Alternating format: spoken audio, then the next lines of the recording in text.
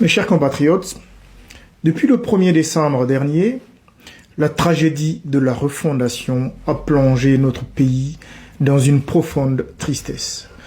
Pour cause, 135 de nos compatriotes ont été arrachés de notre affection et 50 autres sont pour l'heure portés disparus selon le bilan établi par le collectif régional des organisations de défense des droits humains basé à Zérékoré, soit 185 personnes auxquelles s'ajoutent des centaines de blessés.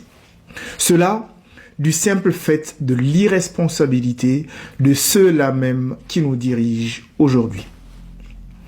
Malgré la période de deuil que nous traversons, malgré que le sud de notre pays est meurtri dans sa chair par ce drame, eh bien, le président de la transition, le général Mamadi Doumbouya, n'a pas daigné lever le bout du pied pour se rendre à Zérékoré. Il a préféré rester calfeutré dans son palais climatisé au lieu d'aller au chevet des populations affectées pour exprimer sa compassion et sa solidarité à cette ville et ses habitants. C'est vraiment triste, chers amis. C'est navrant et c'est même incompréhensible pour un pays comme le nôtre. D'autant que c'est en son nom que ce tournoi maléfique a été organisé. Et que ce drame que j'appelle la tragédie de la refondation est intervenu. Mais passons. Ce matin, le Premier ministre, M. Bahouri, a donné une interview à RFI. La seule chose que je retiens de cette prise de parole, c'est que les autorités de transition n'ont aucune intention d'agir véritablement pour situer les responsabilités de ce drame et rendre justice aux victimes et à leurs familles. Passons le fait qu'aucune suspension à titre conservatoire n'a été décidée à l'encontre des ministres et cadres de la transition impliqués dans l'organisation de ce tournoi.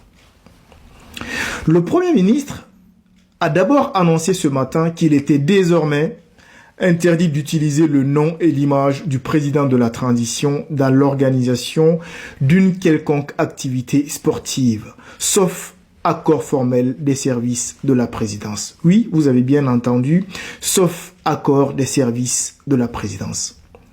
Je rappelle toutefois au Premier ministre que ce tournoi de la refondation a reçu l'accord des services de la présidence. Le général Amara Kamara, ministre secrétaire général de la présidence, et M. Papa Fofana, conseiller spécial du président de la transition, étaient tous deux impliqués dans l'organisation de ce tournoi. En plus, c'est dans un hélicoptère affrété par la présidence que M. Amara Kamara et sa délégation se sont rendus à Zérékoré pour aller donner le coup d'envoi de ce tournoi. Ensuite, le Premier ministre a annoncé que désormais, je cite, « toute manifestation devrait être dûment encadrée et prendre en compte les aspects sécuritaires, la capacité d'organisation et la capacité d'accueil du lieu de la manifestation, de sorte à ne pas mettre en danger la sécurité des populations. » Fin de citation. À travers cette annonce, M. Bahouri nous avoue à demi-mot que jusqu'à maintenant, la sécurité des Guinéens était le cadet de leurs soucis. Seuls les intéressait, seul comptait à leurs yeux la propagande pour favoriser le maintien de Mamadi Doumbouya au pouvoir. Passons encore le fait qu'à aucun moment de son intervention de ce matin, le Premier ministre n'a fait mention de l'interdiction des manifestations sur toute l'étendue du territoire. Et que cette interdiction concerne tout aussi les tournois de football. Mais le principal enseignement pour moi que l'on peut tirer de cette deuxième mesure annoncée par le Premier ministre, c'est qu'en réalité, les autorités de transition n'ont pas l'intention de mettre fin à cette propagande pour promouvoir le maintien de Mamadi Doumbouya au pouvoir. Il souhaite faire passer en pertes et profits ces 185 citoyens guinéens qui ont perdu leur vie ou qui sont disparus aujourd'hui. Ils veulent simplement se donner du temps pour faire descendre l'émotion suscitée par ce drame, pour reprendre de plus belle leur promotion malsaine. C'est juste hallucinant, chers amis.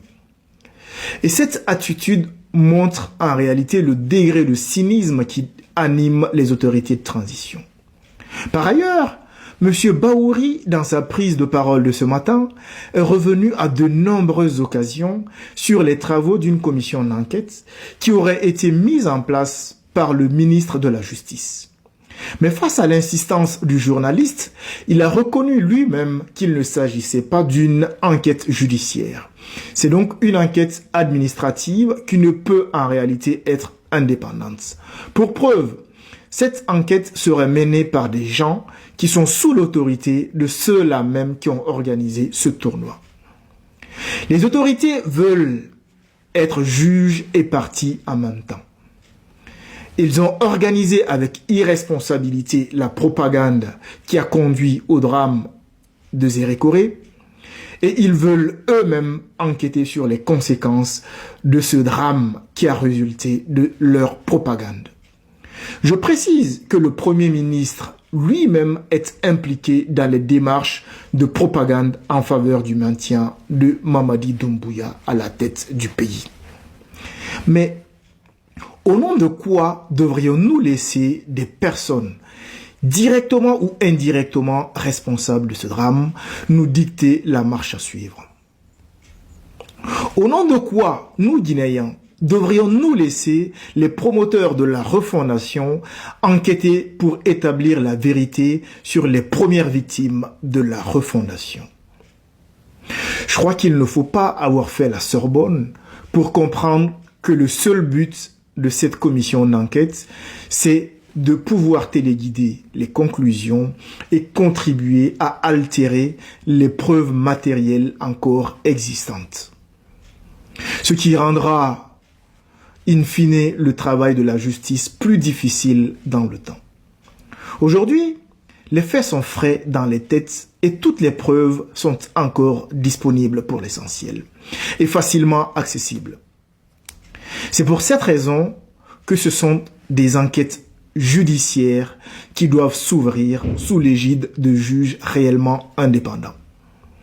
Nous invitons les familles des victimes à se constituer en association pour poursuivre tout d'abord l'État, mais aussi pour porter plainte au pénal contre toutes les personnes qui ont rendu possible la survenue de ce drame. Nous exhortons ensuite le collectif régional des organisations de défense des droits humains de Zérékoré à poursuivre son travail courageux en portant cette affaire devant la justice ou en accompagnant les familles à se structurer. Nous invitons également le Conseil supérieur de la diaspora forestière à se mobiliser pour éviter que le sacrifice d'innocents jeunes guinéens ne reste pas impuni. Ces actions doivent être entreprises à la fois devant les juridictions nationales, mais aussi auprès des juridictions internationales, tout particulièrement devant la Cour pénale internationale. Sachez que vous avez le soutien de nombreux Guinéens prêts à vous accompagner à la fois administrativement et financièrement dans ce combat de longue haleine. Je m'associe à titre personnel à ces initiatives.